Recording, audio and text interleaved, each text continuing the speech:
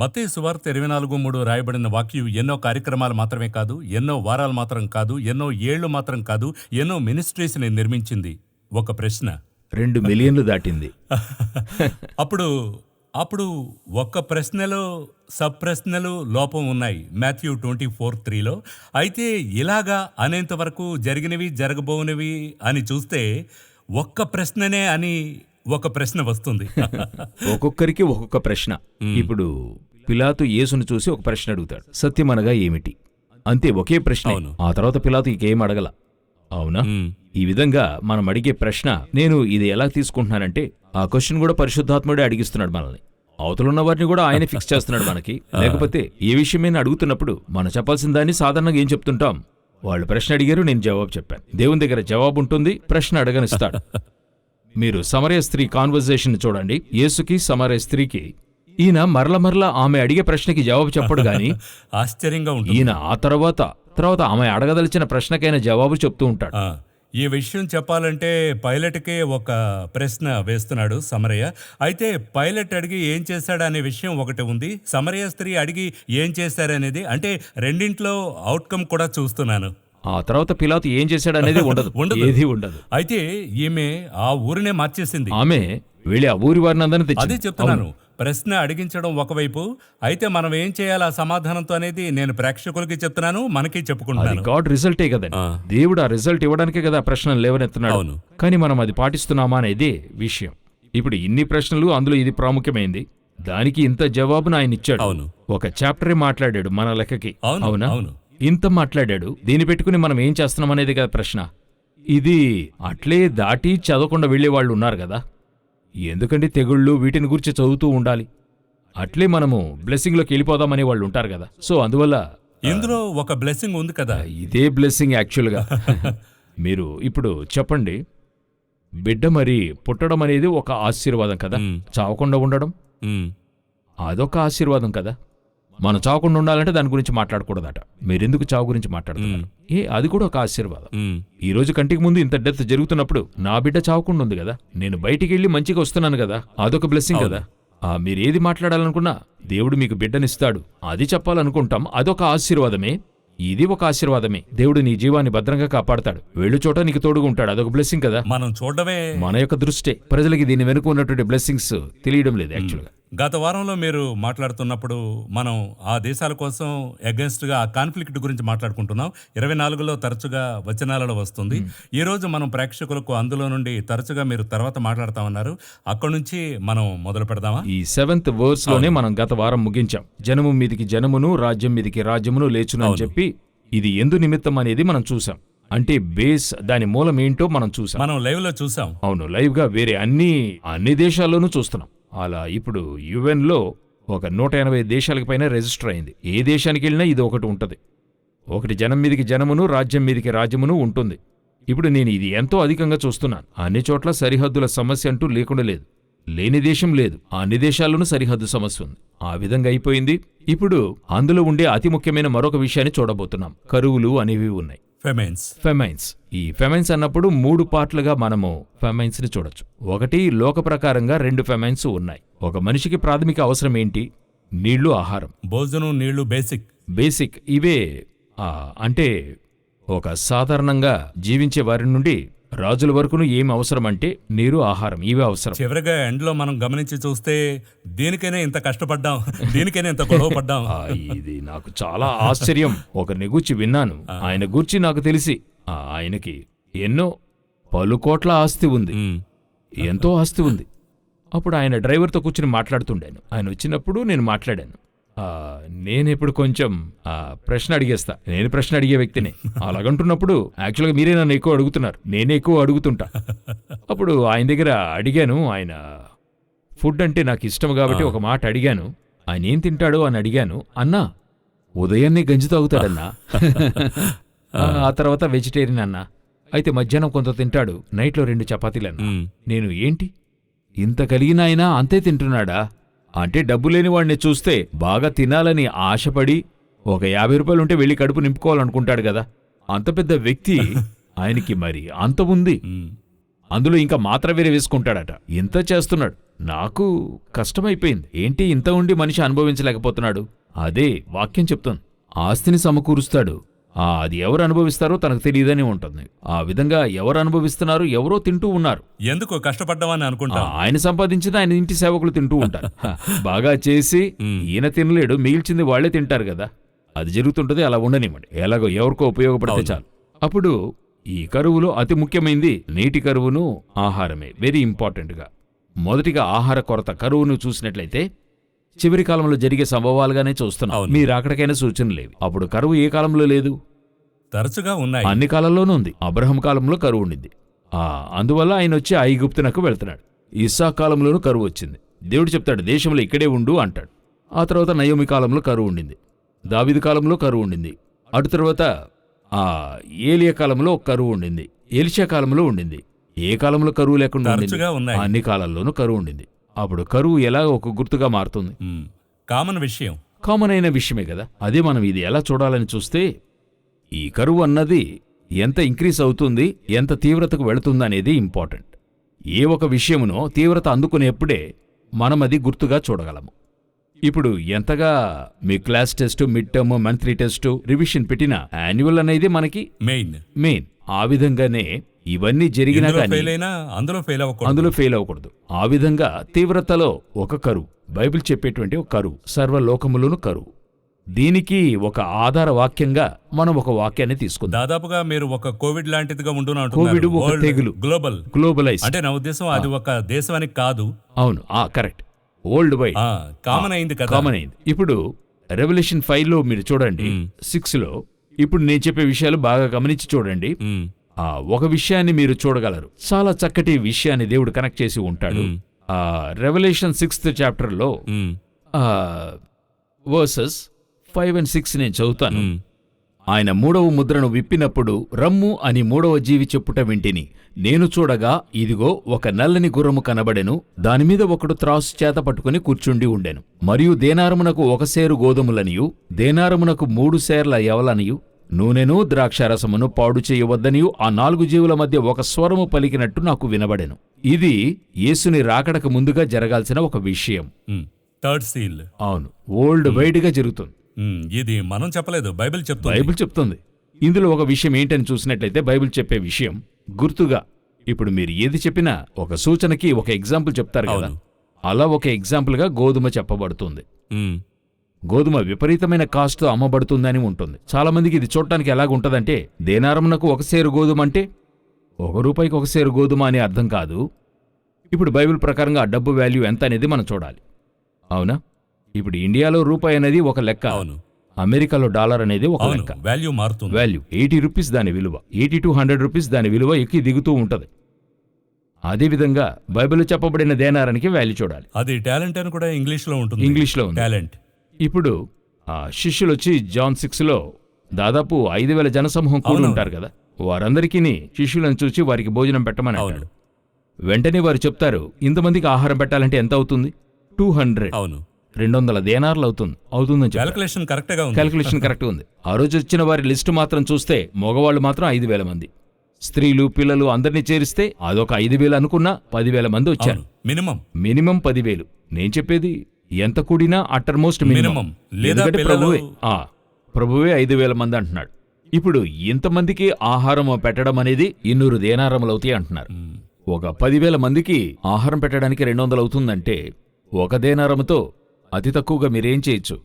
ఒక 50 మందికి ఆహారం పెట్టవచ్చు. మినిమం ఆ క్యాలిక్యులేషన్ ప్రకారం 50 మందికి కావాల్సినంత సరిపోతుంది. చూడండి, అలా ఒక దేనారం నాకు 1 సేరు గోధుమ అవుతుందని బైబిల్ చెప్తుంది. అంత ఖరీదు అవుతుంది అని చెప్తుంది.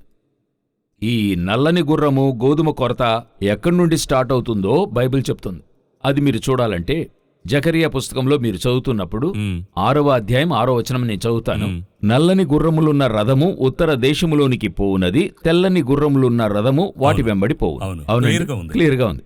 ఇక్కడ వాక్యం చెప్తుంది రెవల్యూషన్ 6లో, ఇది జకరియా 6, రెవల్యూషన్ 6. అక్కడ 6:6, ఇక్కడ 6:6. ఇది ఏం చెప్తుందో అడిగినట్లయితే, మరియు దేనారమునకు 1 సేరు గోధుమలు. ఇది ఎక్కడ ఈ ఫేమైన్ ఆరంభమవుతుందంటే నార్త్ నుండి ఆరంభమవుతుంది. ఏ నార్త్? ప్రపంచ నార్త్. అక్కడి నుండి ఆరంభం. అది ఎలాగంటే ఇస్రాయెల్ నుండి లెక్క తీసుకోవాలి. అదే లెక్క మనకి. ఎందుకంటే అది సెంటర్. అదే సెంటర్లో ఉంది, అక్కడ నుండి నార్త్కి. బాగా గమనించి చూడండి, ఇప్పుడు మన పీరియడ్లో ప్రపంచవ్యాప్తంగా ఒక గోధుమ కొరత వచ్చింది. ఓల్డ్ వైడ్గా ఒక కరువు. 2023లో అది తీవ్ర స్థాయిని అందుకుంది. 2022లో శ్రీలంకకి గొప్ప ఆహార కొరతలోనికి వెళ్లి దివాలా తీసింది దేశం. 2023లో గొప్ప ఆహార కొరత, గోధుమ కొరత పాకిస్తాన్లో వచ్చి 1 కిలో గోధుమ 1500 రూపాయలకి అమ్మారు. సో ప్రపంచమంతటా గోధుమ కొరత. ఐరోపా అంతటా ఫ్యాక్ట్స్ ఉన్నాయి. మీరు ఎవిడెన్స్ ను కూడా చూడాలంటే చూడొచ్చు. ప్రపంచవ్యాప్తంగా ఐరోపా అంతటా ఆ గోధుమ కొరత. దీనికి ఏంటి రీజన్ అని చెప్పి మీరు చూసినట్లయితే ఒకే రీజనే. ఏంటని చూస్తే రష్యా యుక్రెయిన్ వార్ స్టార్ట్ అయింది. ఓకే, ఎందుకంటే బ్రెడ్ బాస్కెట్, అది బ్రెడ్ బాస్కెట్ ఆఫ్ యూరోప్. అవునా? అవును. అప్పుడు నెంబర్ 1 యుక్రెయిన్ తయారు చేస్తుంది, నెంబర్ 2 రష్యా. వీరి ఇరువురి యొక్క అంతర్గత పోరు. జనం మీదికి జనము, రాజ్యం మీదికి రాజ్యమును. ఇది జరిగిన వెంటనే ఆరంభమైంది ఏంటంటే కరువు. అవును. గోధుమ కరువు వరల్డ్ వైడ్ అయింది. ఇప్పుడు మన దగ్గర కూడా మనము కూడా one of the largest producer of wheat మనము, ఇండియా. అవును. అయితే మనకి కూడా మనకు అవసరం కాబట్టి కొంతకాలం గోధుమ ఎగుమతి ఆపిపెట్టాం. ఎందుకంటే మనకు అవసరం, నార్త్ ఇండియా అంతా గోధుమే తింటున్నారు కదా. సో ప్రపంచమంతటా ఒక గోధుమ, ఒక లోటుబాటు అన్నది ఏర్పడింది. ఆ టైంలో మాత్రమే ప్రపంచమంతటా గోధుమ వెల పలు రెట్లు అధికమైంది. అవును. ఇది లిటరల్గా బైబిల్లో చెప్పబడిన ఒక సంభవం. అదొకటి. ఇంకా మీరు చెప్తుంటే ఆ కాన్ఫ్లిక్ట్ వల్ల తర్వాత ఇది వస్తుంది. ఇప్పుడు ఒక గుర్రానికి తర్వాత మరొక గుర్రం. ఒక విషయాన్ని రెవల్యూషన్లో మనం చూస్తున్నప్పుడు దీంతో రిప్లికేషన్ మరొకటి. ఒకదాని వెనుక ఒకటి జరుగుతూ ఉంటుంది. దీనివల్ల దానికి ఎఫెక్ట్ ఏర్పడుతుంది. అదొకటి ఇదొకటి అని చెప్పలేము. ఈ 4 గుర్రాల విషయం ఉంది కదా. అవును. ఇది ఒకదాని వెనుక ఒకటి జరుగుతుంది.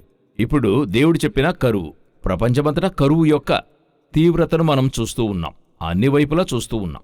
ఈ ప్రపంచమంతటా కరువు ఇంకా అధికమవుతుంది. ఎందుకంటే ఫుడ్ షార్టేజ్. నేను చెప్పడంలా, ఏది నేను చెప్పడంలా, మీరు చెప్తారు కదా, నేను చెప్పడంలా.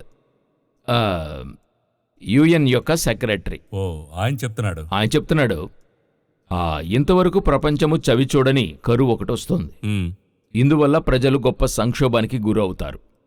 అది ఫేస్ చేయడానికి ప్రపంచ దేశాలని కూడా తయారు కమని ఆయన వీడియో రిలీజ్ చేశాడు. ఇంకా చెప్పాలంటే అప్పుడైనా జాగ్రత్త పడండి అని ఇండైరెక్ట్ గా చెప్తున్నాడు. ఆయన అందులో ఒక వర్డే యూజ్ చేస్తున్నాడు. సంపన్న దేశాలు మీరు దీనికి ఏదైనా ఇది ఆపడానికి మీరు ప్రయత్నం చేయగలరని చెప్తూ ఉన్నాడు. సంపన్న దేశాలు ఆయుధాలు తయారు చేస్తారు, వారెక్కడ ప్రయత్నిస్తారు? అవునా?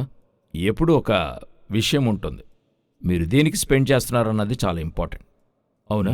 ఎవరికి, ఎందుకోసం? ఇప్పుడు సంపన్న దేశాలన్నీ వాళ్ళు నాకంటే పెద్ద ఆయుధం ఉంచుకున్నారు, ఇప్పుడు నేను దానికి రెడీ అవ్వాలి, లేకపోతే నన్ను క్లోజ్ చేస్తాడు. ఇలా వారు మారి ఆ ఆయుధాలకే వారు ఇంపార్టెన్స్ ఇస్తున్నారు. అది వారి ఇష్టం. అయితే యుఎన్ సెక్రటరీ ఏమంటున్నాడు? ప్రపంచము ఇంతవరకు చూడని ఫుడ్ షార్టేజ్లోకి వెళ్ళబోతుంది. చాలా పెద్ద షార్టేజ్ వరల్డ్ వైడ్గా రాబోతుంది. ఇప్పుడు నేను చెప్పిన దానికంతా ప్రూఫ్ ఉంది.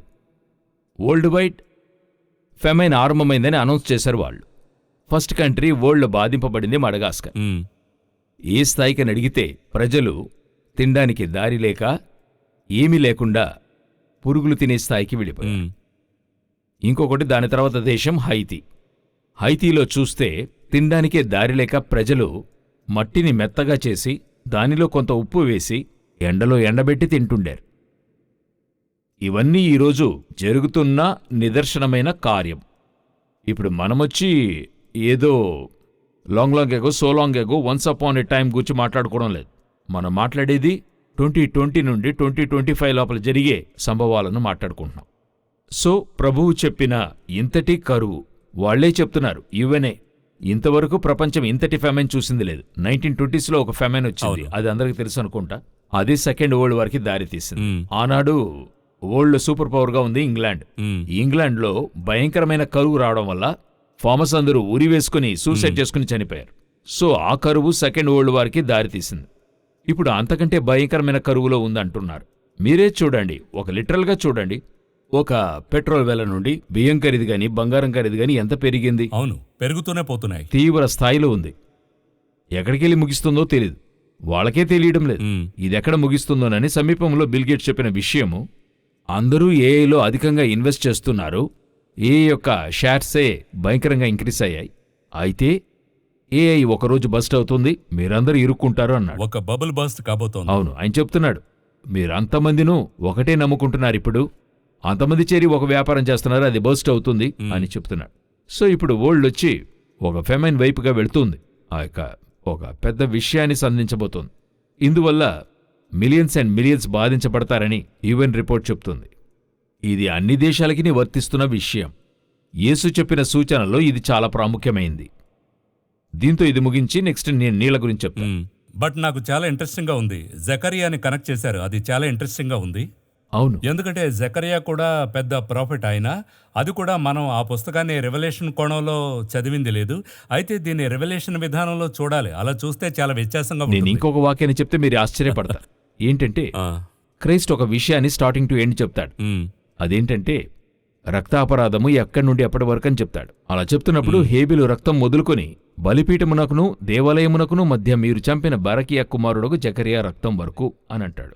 ఆ బలిపీఠమునొద్ద చంపబడిన జకరియా వరకు అని అంటాడు. మీరు బాగా గమనించండి, ఈ యొక్క వాక్యములో ఉన్న విషయము, మీరు జస్ట్ ఆ వాక్యాన్ని చదవండి. ప్రకటన 6వ అధ్యాయము 6వ వచనము. రెవల్యూషన్ 6:9 చదవండి. 6:9. When the Lamb broke the fifth seal, I saw underneath the altar the souls of those who had been slain because of the word of God and because of the testimony which they had maintained. ఎక్కడ చంపబడ్డారు? Alter, బలిపీఠం దగ్గర. జకరియా చంపబడింది బలిపీఠం దగ్గర. ఈ బలిపీఠానికి ముందుగా నల్లగుర్రం గురించి మాట్లాడుతున్నారు. సరేనండి, 4 గుర్రాల గురించి వారు ఏం చేస్తున్నారు మాట్లాడుతున్నారు. ఈ 4 గుర్రాల విషన్ జకరియాకే ఉంది. ఓహో, సో ఈయన ఒక old testament character. Very important connection ఉంది రెవల్యూషన్ కి దీనికి. దీన్ని తెలుసుకోకుండా మనం అక్కడికి వెళ్ళి అండర్స్టాండ్ చేసుకోవడం జకరియా లేకుండా ఇది అర్థం కాదు. యూజువల్లీ డానియల్ రెవల్యూషన్ చెప్తూ ఉంటాం, బట్ జకరియా కూడా చూడండి ఆ కోణంలో వస్తున్నాడు. జకరియాకి ఫస్ట్ చాప్టర్లో 4 గుర్రాల గురించి చెప్తాడు. ఇక్కడ రెవల్యూషన్ 6లో జాన్కి 4 గుర్రాల గురించి చెప్తాడు. ఈ 4 గుర్రాలను చెప్పిన తర్వాత బలిపీఠం దగ్గర ఉన్నవాళ్ళు పిలిచారని ఉంటుంది. యేసు చెప్తాడు ఎవరు బలిపీఠం దగ్గర ఉన్నారంటే జకరియా బలిపీఠం దగ్గర ఉన్నాడని ఉంటుంది. ఓహో, సో దేవుడు ఆ సాక్రిఫైస్ మర్చిపోలేదు. చూడండి ఎక్కడికి పిలుస్తున్నాడో చూడండి. ఈ యొక్క కనెక్షన్ వచ్చి ప్రొఫెటికల్ కనెక్షన్, ఇది ప్రొఫెటికల్ కనెక్షన్. సో ఇప్పుడు దీని వెనుక మరొక కారణము ఉంది. ఏ బలిపీఠము ఈ చోటికి వస్తుంది అని అడిగినట్లయితే ఆ లాట్ టైం సంభవిస్తుందని అర్థం. బలిపీఠం దగ్గర ఒకరు అడుగుతున్నప్పుడు దేవుడు జవాబు ఇవ్వాలి కదా. బలిపీఠం ఎవరికైందంటే ఇశ్రాయేలుకి అయింది. వారికి ఆలయంలో బలిపీఠం ఉంటుంది. మనకొక బలిపీఠం ఉంది, అదే యేసుక్రీస్తు. మనకైపోయింది, మనకి దీనికి సంబంధం లేదు, బలిపీఠానికి మనకి సంబంధం లేదు. అయితే ఇది మనకి ఎండ్ టైం సూచనగా మాత్రం ఉంది. సో ఇప్పుడు మీరు బాగా గమనించినట్లయితే ఈ 4 హార్సెస్ వీటి కాలాలు ముగింపుకు రావడానికి చాలా ముఖ్యమైన స్థలంలో ఉన్నాం. 3వ హార్స్ మన కంటికి ముందుగా జరుగుతుంది. నార్త్కి వెళ్ళాలి, అక్కడి నుండి కరువు రావాలి, ప్రత్యేకించి గోధుమ కరువు. ఇంత స్పష్టమైన ప్రాఫెసీ మీరు ఏ బుక్కులో చూడగలరో చెప్పండి. ఏ గ్రంథములో ఏ దేవుడు ఇంత తేటగా చెప్పగలుగుతున్నారు? ఎంత పర్ఫెక్ట్ గా ఉందో చూడండి. జకరియాలో జరిగినవి జరగనున్నవి, ఇప్పుడు జరిగింది కరెక్ట్ గా ఉంది, జరగబోయేది కరెక్ట్ గా ఉంది, అది కనెక్ట్ చేసి ఇస్తున్నాడు. సో ఇప్పుడు ఈ ఫెమైన్ ఇదే చాలా ఇంపార్టెంట్. ఇది ఒట్టి గోధుమతో ముగిసేది కాదు. ఇప్పుడు ఇది ఒక శాంపుల్, సూచనే గోధుమ. అవునా? మీరు ఒకరిని గురించి మంచిగా అథ్లెట్ ఉసేన్ బోల్ట్ మంచి అథ్లెట్ అని ఇంట్రడ్యూస్ చేస్తారు. ఆయన కారు నడపడం తెలుసు. అవునా? ఆయన సైకిల్ నడుపుతాడు, ఆయనకు ఒక ఫ్యామిలీ ఉంటుంది. ఇవన్నీ మనం మెన్షన్ చేయబోయేది లేదు. నడిచి వెళ్తాడు. ఆయన దగ్గర ఉండే ఇంపార్టెన్స్ మనం చెప్తున్నట్టు గోధుమ అన్నది ఇంపార్టెంట్. దానితో పాటు బియ్యం కరువు, నూనె కరువు చాలా ఉన్నాయి. ఇంకొకటి దానికంటే ఆశ్చర్యమైంది, అక్కడ రెవల్యూషన్ 6th చాప్టర్లో చూడండి, అక్కడున్న 6వ వచనాన్ని మీరు చదివి చూడండి. And I heard something like a voice in the center of the 4 living creatures saying, a quarter of wheat for a denarius and 3 quarters of barley for a denarius, and do not damage the oil and the wine. Do not damage the oil and wine. అప్పుడు ఇవన్నీ కూడా damage అవుతాయని అర్థం. భద్రంగా కాపాడుకోండి అని చెప్తున్నాడు. అనేటువంటి అర్థం సేక్రెడ్ గా ఉంది. ఇప్పుడు నేను ఒక ప్రశ్న అడుగుతాను. ఇప్పుడు ఈ వాక్యం వచ్చి మీరెప్పుడు చెప్తారు కదా, పద్మసులో 1900 సంవత్సరాల క్రితం జాన్కి ఇచ్చాడు, ఒంటరిగా తీసుకెళ్లి ఇచ్చాడు. ఇప్పుడు మనం ఏం చెప్తున్నామంటే ఈ గోధుమ కరువు ఇప్పుడు జరుగుతుంది అంటున్నాం. చాలా మందికి డౌట్ ఉంటుంది, అవునా అలా ఎలాగా మీరు చెప్పగలుగుతున్నారు? అన్ని వాక్యంలోనే ఉన్నాయి. ఇప్పుడు చెప్పండి, ప్రపంచ ఆర్థికాన్ని నిర్ణయించే మధ్య వస్తువు ఏది? ఆయిల్ ప్రోడక్ట్, అది ఆయిల్. ఈ ఆయిల్ భూమి క్రింద నుండి ముడు చమురు అంటాం, క్రూడ్ ఆయిల్. ఇది ఎప్పుడు కనిపెట్టారో తెలుసా? 1857 to 1859 మొదటిగా డిక్ చేసి తీసింది. ఈ రోజు ఉన్నంతలో సౌదీ అరేబియాలోనే అధిక ఉత్పత్తులు. వారు డిక్ చేసి తీసింది 1936లోనే వారు ఫస్ట్ చూస్తున్నారు. 1943 సెకండ్ వరల్డ్ వార్ తర్వాతే వారు డిక్ చేసి తీస్తున్నారు. అయితే 2000 సంవత్సరాల క్రితం బైబిల్ చెప్తుంది గోధుమ కరువు వచ్చినప్పుడు ఆయిల్ అన్నది తక్కువ కాకుండా ఉండదు. ఈరోజు ప్రపంచంలో ఉన్న ఎకానమీని కాపాడే నెంబర్ 1 వస్తువు ఆయిల్. అప్పుడు ఇంత స్పష్టమైన ప్రాఫెసీ మీకు ఎలా దొరుకుతుంది? అక్యురేట్ అయిన ప్రాఫెసీ. అక్యురేట్. తర్వాత వైన్ మీకే తెలుసు. అవును. ఈరోజుండే అన్ని దేశాలునూ ఆర్థికానికి చాలా సపోర్టుగా ఉండేది ఏదని చెప్పేసి మత 24లో యేసు చెప్తున్నాడు, నోవాహు దినములు ఎలాగుండేనో మనుష్య కుమారుని రాకడయును అలాగే ఉండును, వారు తినుచు త్రాగుచు. అవును. ఇప్పుడు వరల్డ్ వైడ్గా చూస్తున్నాం వైన్ ఎలాగా తీసుకుంటున్నారో చూస్తున్నాం. సో ఈ 2 ప్రోడక్ట్స్ ఏ దేశాన్నైనా ఎకానమీలో కాపాడుతుంది. ఇది 1900 సంవత్సరాల క్రితం ప్రాఫెసీ. ఇది దీనికంటే తేటగా ఎవరు చెప్పగలరు? అది దేవుడొచ్చి ఈ కాలంలో చివరి కాలంలో ఇలాంటి ప్రోగ్రాం ద్వారా ఎక్స్ప్లెయిన్ చేయడానికి కృపనిచ్చారే. దీని తర్వాత ఎలా జనులు తెలియదని చెప్తారు?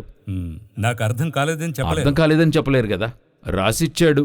కొందరేం చెప్తారు, చదవక కొంత అర్థం కాని వాళ్ళు ఉంటారు. లేదండి అంటూ కందాకే మంత్రిలాగా, లేదండి మాకు అర్థం కాలా, ఎవరన్నా చెప్తే కదా అర్థమవుతుంది. దేవుడు ఇప్పుడు చెప్పించాడు, ఎక్స్ప్లెయిన్ చేశాడు. దీనికి పైన ప్రజలకున్న ఒకే ఆప్షన్, వారు దేవుని సంధించడానికి సిద్ధపడటానికి ఆప్షన్ ఉంది. వేరే ఆప్షనే లేదు. తెలీదని చెప్పారంటే వారే బాధించబడతారు. తెలుసుకోవాల్సిందే వారి బాధ్యత. అవును. నేనేం చెప్తున్నాను, మన ఊర్లో ఒక విషయాన్ని చెప్తారు, అయ్యా అట్టిపండుని కొనే ఇవ్వగలను, తోలు ఒలిచి పెట్టమంటావా అని అంటారు. అవును. ఇప్పుడు నేనేం చెప్తున్నా, దేవుడు ఒలిచి నోట్లో పెట్టేశాడు, రాసిచ్చాడు, చర్చినిచ్చాడు, పాస్టర్స్నిచ్చాడు, పరిశుద్ధాత్మనిచ్చాడు, ఇంతటినిచ్చి ఒక ప్రోగ్రాం ద్వారా ఎక్స్ప్లెయిన్ చేస్తున్నాడు. రిసీవ్ చేసుకోవడం మన పని. ఇక మీదట రిసీవ్ చేయడం మన చేతిలోనే ఉంది. తెలీదు, అర్థం కాదు, నేను చూడలేదు, ఇక ప్రకటన గ్రంథాన్ని నేను చదవనంటే అది వారికి దేవునికే చెల్లు. అప్పుడు ఇందులో ఈ మాథ్యూ 24లో ఎన్ని సూచనలు క్లియర్గా తిరిగి తిరిగి వస్తూనే ఉన్నాయి చూడండి. అవును. యేసు చెప్పిన ప్రతిదీ అదొచ్చి సబ్ టైటిల్ లాగా. Sub title. అవును. దాని వెనుకే బ్రీఫ్ నోట్ ఉంది. అవును.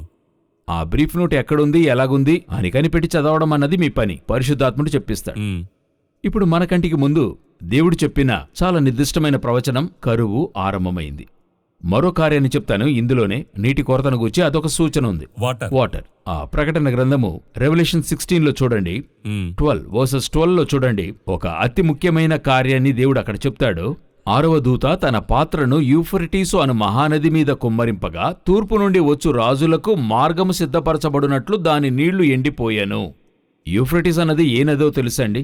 అవునవును, ముఖ్యమైన నది. అది ఓల్డ్లోనే కదా. దానినే మరి ఓల్డ్ యొక్క ఆరిజిన్ అని చెప్తారు. అవును. ఈరాక్ అక్కడే అది డ్రై అవుతూనే ఉంది. ఇంకా చెప్పాలంటే డ్రై అయింది. అది ఏదెన్లో మీరు చూసాను. ఏదేనులో 4 నదులు చీలికయ్యాయి ఒక నది నుండి. అందులో ఒకటి యూఫ్రటిస్. సో జెనసిస్ లో ఉన్న ఒక ముఖ్యమైన రివరు ఎండ్ టైంలో అది డ్రై కావడం చూస్తున్నాం. యాక్చువల్ అవ్వకూడదు, అయితే అయిపోయింది. అలాగంటే మనము ఏ సూచన తీసుకోవచ్చు?